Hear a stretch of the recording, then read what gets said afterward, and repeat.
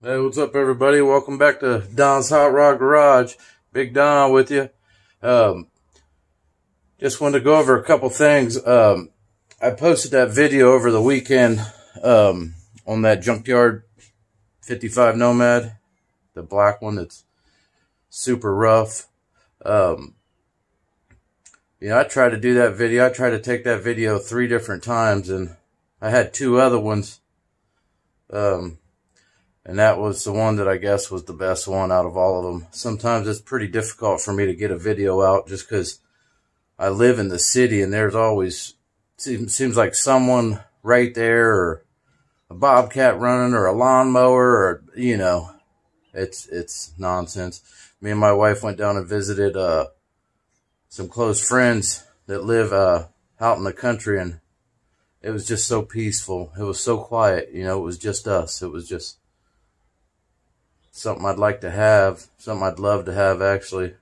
Just that peacefulness, because the city of Columbus, Ohio is, it's, in my opinion, I drive for a living, so in my opinion, it's just as busy as New York City.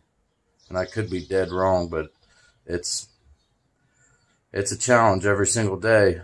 But anyways, the reason I posted that video on that Nomad is, I've had so many people that have sent me emails being interested in that car. And I think from a distance, you're like, man, that's a 55 Nomad. Let's fix it up. I'd like to have that.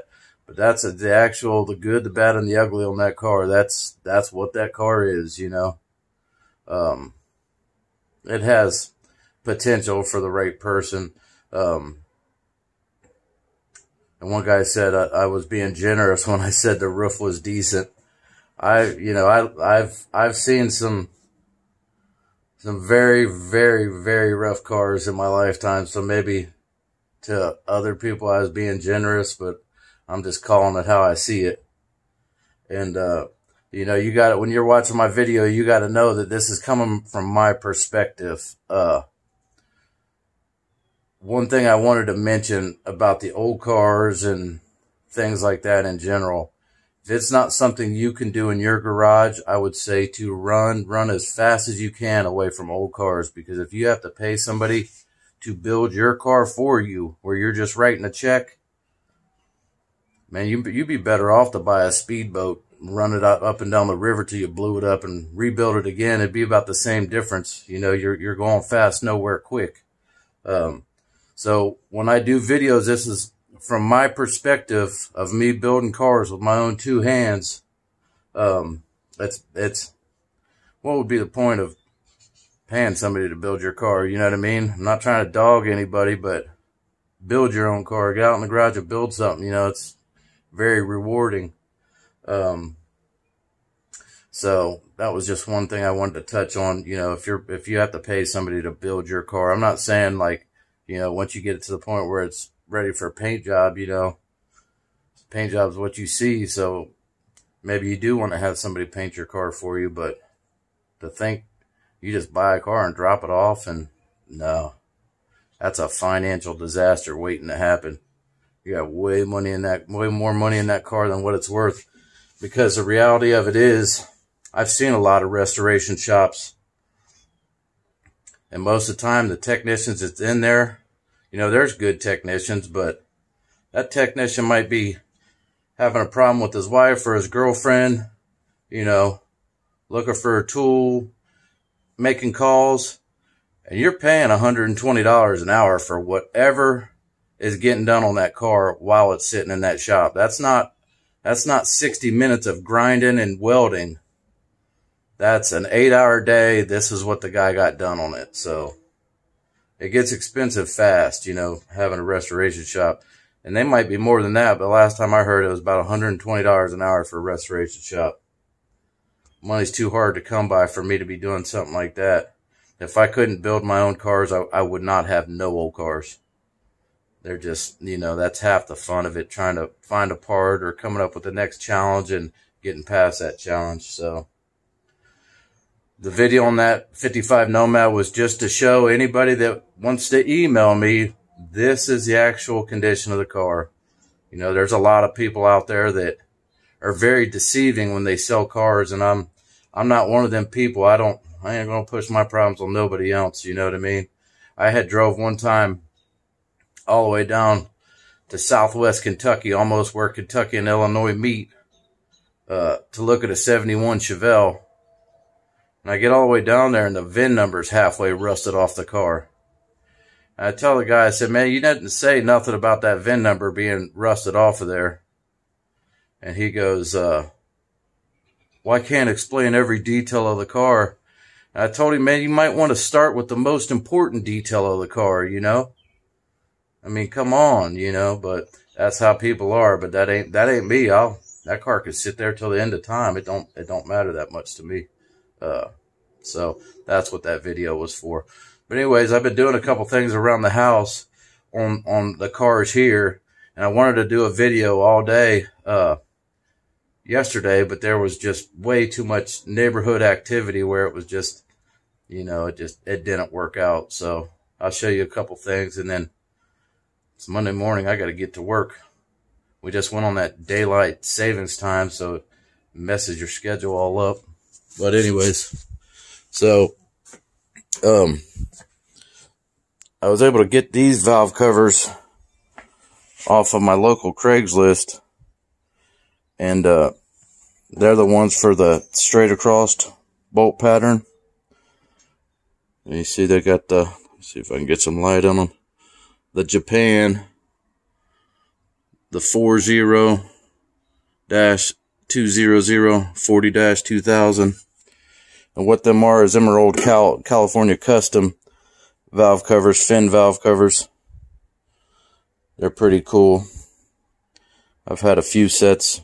My brother used to really like them. We've had a few sets through the years, but see, I was looking through bolts and stuff. But this is what it looks like. Let's see if I can get off of it a little bit. That's what it looks like just with a quick little polish on it. I mean, compared to, you know, just the dull original one. See if I can walk over on this side. So I polished that. That's just hand polish, you know, compared to this. That shows you the difference. But I'm not sure what I'll put them on just yet. But when you find stuff like that, you gotta grab it. So, and then I was able to, I videoed this, but it didn't work out, so I just deleted it. But on my 57 Nomad, I ended up getting the turn signal lights, the marker lights with the housing. So I just need the crest now on the wiring harness. But this is what I was saying. I filmed putting this in here, but once I went back and watched it, I didn't like it, so I just deleted it. But this is the 56 Power Pack engine that I bought maybe last weekend, I think. And it's not going to stay in this 57 Nomad. It's just in here right now, you know, just to keep it safe. And my buddy Harvey out in Connecticut, he sent me them engine mounts, the black ones, you know, with the bushings and everything. You got to send him out a little money for him. Me and him's buddies, we've been switching stuff back and forth. He's actually building a 55 Chevy Nomad right now, building it from scratch. So it's going to be real cool. But I will eventually do a video on this to see if it'll start. And, you know, it's funny when you see it says 52,000 actual miles. Well, I got to looking at it, and look at all these hammer marks around the front of this harmonic balancer. So why would you have this off at 52,000 miles? You know? So that's making me, yeah, it's not drilled in there. None of them are, but if that would have been drilled, it wouldn't have had all these really horrible hammer marks on it. You know, that puts a lot of pressure onto your crankshaft. So that makes me think, well, maybe they put a valve, or not a valve cover, but a timing chain in it, you know, but 52,000 miles. So, but we will try to do a video on it. I just seen that as I was putting the motor mounts in. This engine's all bolted down in the car, like, If it would run, you could actually drive it in the car. It's got the mounts in the front and the back, but I notice little things like that, you know, like that. Somebody's been playing with it at 52,000. And you see, I was gonna, this was gonna all be part of my video yesterday, but things happen. So here we are Monday morning, keeping me from getting to work, because I wanted to see with us all together what this looks like under here. Yeah, it doesn't look bad. It doesn't look bad at all. So that's a good deal right there. Doesn't look like no water was getting down through there. So that was all sealed off. But while I'm right here right now, just killing time. I don't have a job to go to. I do, but let's see if we can pick this thing up. These things are heavy, man. The old carburetors for it. Just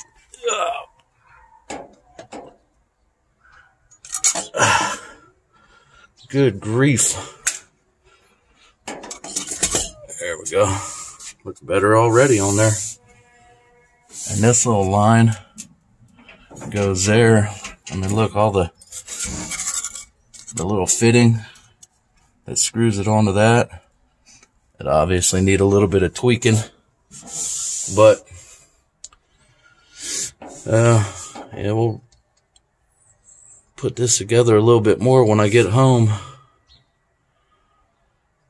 And that stud sticks up far. It's pretty close.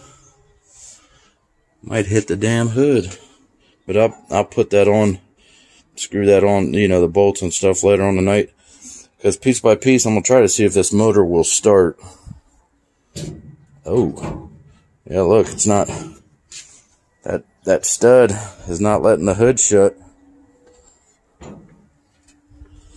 So 57 must have had a shorter stud on it. Yeah. Damn, that thing's in there. Well, I guess, you know, you do one thing and I guess you got a whole nother project on your hands. But we'll brace it up till I get home today. That way it doesn't slam down and do nothing bad.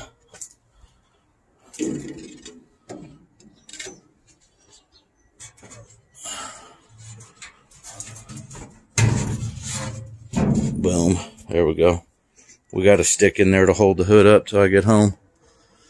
That's why when I first looked at it, I'm like, man, that stud is up high.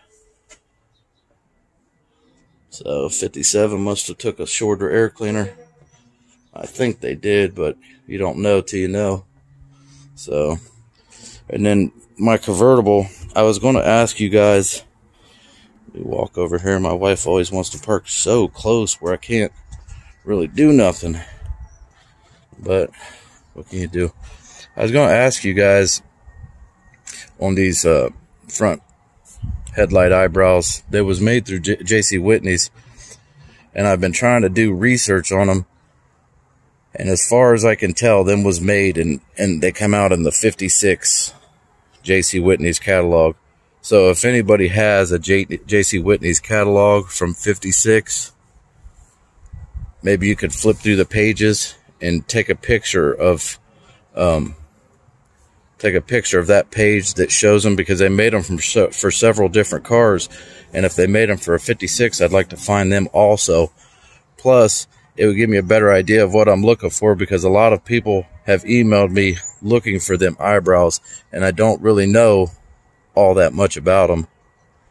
So if you have a 56 or later, I guess, J.C. Whitney's catalog, if it mentions anything about them front chrome eyebrow rings, for, they call them headlight rings, if you could email me a picture of that page real close up so I could see what exactly they called them and what all cars they made them for. but originally they sold them for $5, $5.95. And on this car, I just been kind of playing around. I still got to do the other rocker, but I was able to get the floor, the seat braces cleaned up and painted, so that's all good to go. But eventually I'll get on the other rocker, and once I do this, the rocker on this side, I'm gonna take these X's out so I can sit the front seat in there, make a little bit more room in the garage. So anyways, sorry for making the video so long. There was just several things I wanted to go over. So now we're gonna jump in the truck and get off to work. Like, comment, subscribe. Thanks for taking the time to stop by Don's Hot Rod Garage. I appreciate that very, very much. I'll catch you guys on the next video.